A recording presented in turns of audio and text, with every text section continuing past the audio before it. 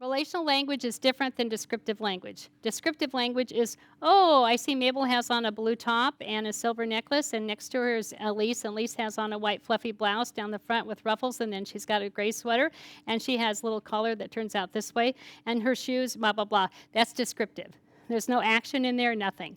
I'm just telling you a kind of an oral diarrhea, okay? And it is called it's auditory, it's narrative. It is not it's not relational language. Relational language is relationship. Relationship is agent, action, object, agent, action, object, agent, action, object. So that's why we put into that oral language when I see your mouth, your lips closed, that type of thing. Or I can't see you, okay, I, agent, can't see you, can't see what you do, can't see what you do, then we can't do this.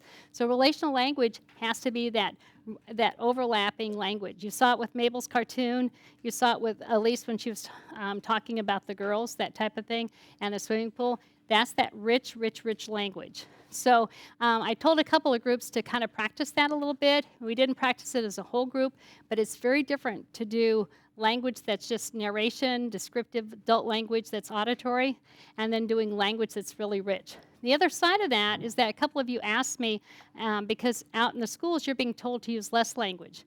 And you're being told, a couple of you as EAs are being told not to say anything except for a word or two. So if I only say a word or two, typically that comes out of behaviorism, and it's your level 1 and 2, and the model's input-output is the stimulus, the methodology response. The methodology is you take a task, language, and you reduce it down to the smallest unit that you can build back up. It's called reductionism. And what you do is you take it down to the sounds and letters. Guess what we're teaching these days?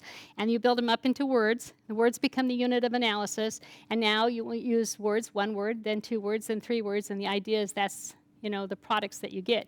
Unfortunately, it's not how kids learn, okay?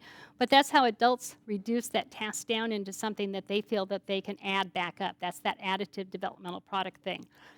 So when I do that, it takes it out of the function of the language.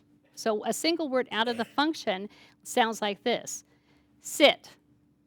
Uh-oh. Did I sound like I was talking to a person? Was it natural language? Did I sound angry? Did I sound like I was in control? You betcha, okay?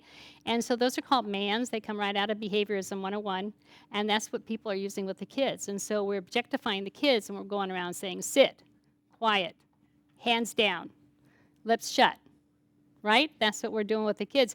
Those are all punishers, because anytime you use a MAN, okay, it takes the agent out. When you take an agent out, it's antisocial. When you take an agent out, it becomes antisocial, it becomes a punisher. All rewards are punishers, all punishers are rewards. We turn language into a punishment, okay? And so now when we tell the kids, sit, be quiet, don't do that, mouth closed, hands down, eyes on paper, 1, 2, 3, look at me, okay, that kind of language stuff. When we do that, we're totally out of natural language realm. We're out of the way acquisition, we're out of putting people in their picture, and we're losing the agency piece, the pro-social piece. Does that make sense? So I've said to a couple of you that are being told you can't use oral language, then write, okay? Because they're not telling you you can't write and draw, they're telling you can't use oral language. So pull up those pads of paper and start drawing and writing what you're seeing the kids do, and then the language that you put in is complete grammatical,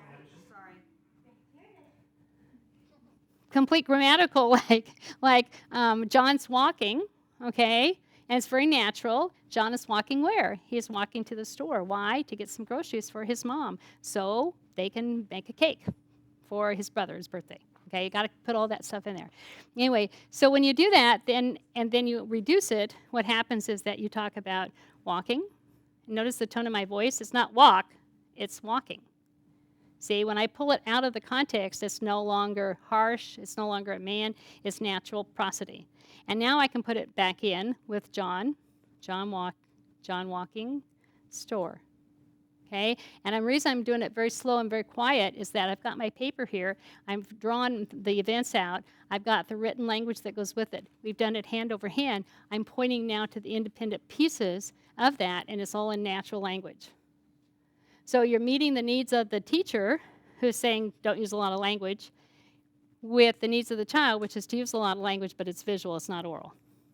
Does that make sense? So a couple of you, you're kind of struggling with that out in the field.